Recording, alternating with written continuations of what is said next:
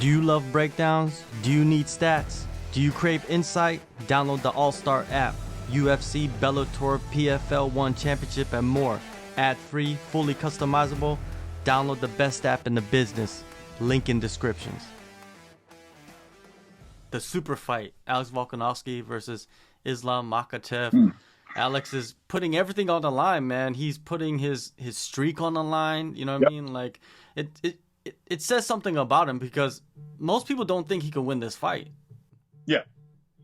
I think it plays I think people say he's putting a lot on the line, which he is. I agree. He's putting his streak on the line and whatnot. But I think Islam is putting more on the line than Volkanovski is, just based off the fact that a smaller guy is coming up in weight to challenge you. I mean, I understand he's the number one pound for pound fighter in the world and whatnot.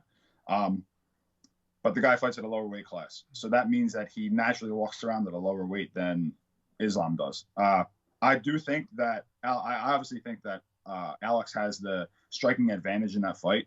Obviously, if it gets to the ground, I think it'll be tough for Islam to kind of control him.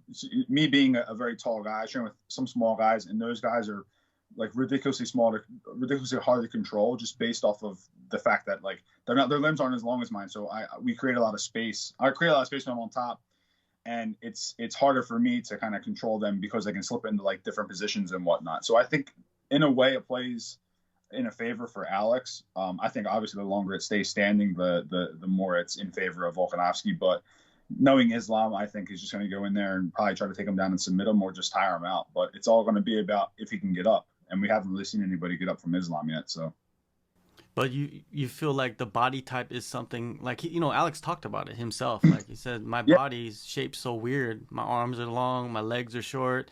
Can he handle that? Has he ever faced anybody like that? It does.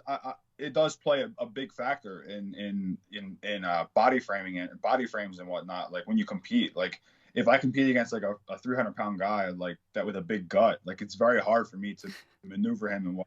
Even though I'm a black belt, like it's very hard for me to maneuver somebody who's 300 pounds and has a lower center of gravity as opposed to somebody who's as tall as me, as long as me. But yeah, like he's got short legs, so his legs can get in different positions that Islam might not be used to and whatnot. He's training with Craig.